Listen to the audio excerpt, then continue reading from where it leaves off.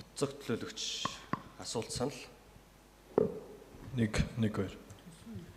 За бүгдөөрэнд нь энэ өдрийн мэнд хүргэе. Тэгээ өнөөдөр Улаанбаатар хотын 20 минутын хот. За энэ үзэл баримтлалыг одоо ажлын хэсгийг ахлаад Улсын их хурлын гишүүн бас нийслэлийн чуулганд хийж байгаа ажлынхаа товч мэдээллийг одоо танилцуулсан талархал илэрхийлье. Тэгээ нийслэлчүүд бид нар ер нь монголчууд Монгол улс нэг л нийслэл Улаанбаатар хоттой гэдэг нэг л ойлголттой. Тэгээ сүүлийн жилүүдэд хэд хэдэн хууль өөрчлөгдснөөрөө 14 хот, дагуул хот, орон нутгийн шин чанартай хот, 42 нэг чороолол, 20 минутын хот гэд ойлгомжгүй маш олон ийм нэр томьёонууд бий болж эхэлсэн. Тэгээ бидний хувьд ч гэсэн сонгогдсон тойрогтой энэ иргэдэд чадан ядан одоо бас мэдээлэл хүргэхийг хичээж ажиллаж байгаа. Гэхдээ харамсалтай ойлгомжгүй маш олон зүйлүүд байгаа. За тэрийг магадгүй одоо энэ хууль сахиулагч нар хууль баталж байгаа энэ нөхдүүд бас одоо анхаарч ажиллана үз гэж санал хэлмээр байна. Нийтээр иргэд сайн ойлголтгүй мэдээлэлгүй байгаагаас болж иргэд хариуцлагын магадгүй одоо энэ нийслэлд сонгогдсон төлөөлөгч нар бид нар одоо бас асуудал дуннаа.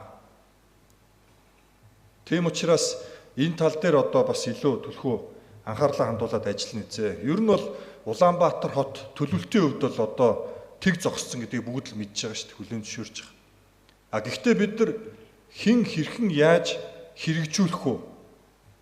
Хизээ гэдэг энэ айгүй чухал одоо дараалал л да. Тэгээ энэ дарааллыг бид нар иргэн аж ахуйн нэгж байгууллагуудад маш ойлгомжтой ингээд хүргээд явах ёстой.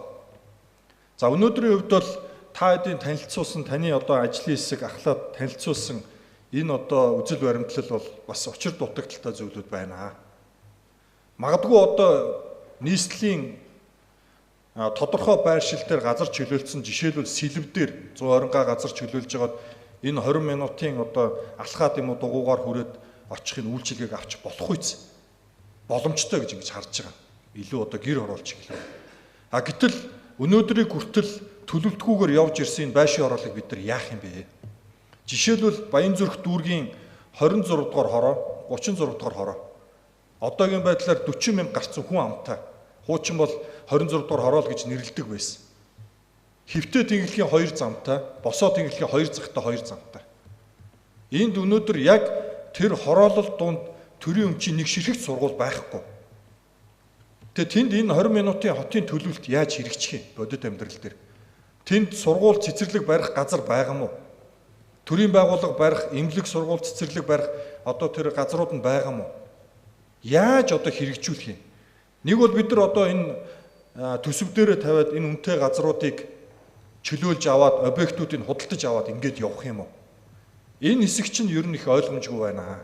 Тэгэхээр энийг тодорхой болгомоор байна.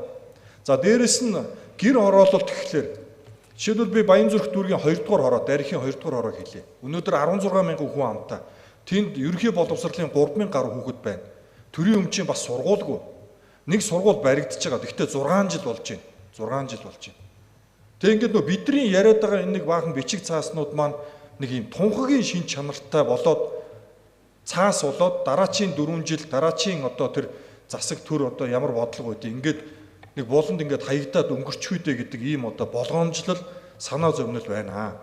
Тийм учраас бид нарт ийм тодорхой одоо мэдээлэлүүд хэрэгтэй байна. Цаг хугацааны хувьд яаж төлөвлөж байгаа юм? Хэдийн хугацаанд энийг хэрэгжүүлэх юм? Яаж одоо бид нар хэрхэн яаж хэрэгжүүлэх юм гэдэг нь ойлгомжгүй байгаад байна.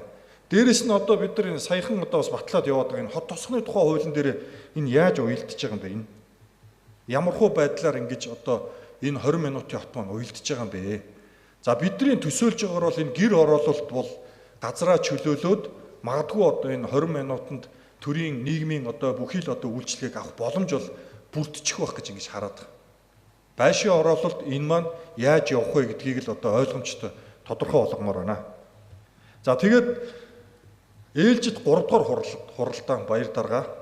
Тэгээд өнөөдөр бол бид нар Улаанбаатар хотын хамгийн тулгамдж байгаа асуудал гээд нийт хилцэх асуудлынхаа 10-ийнхаа 1 дээр бид нар ирэмблээд оруулаад ирсэн уул энэ асуудлыг.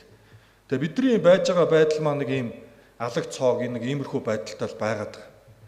Тэгэхээр асуудалтай уул нь хариуцлагатай хандмаар байна л да. Хаана. Ажил хариуцж байгаа албан тушаалтангууд ч тэр, ард түмний төлөөлөө сонгогдсон төлөөлөгч нар ч тэр.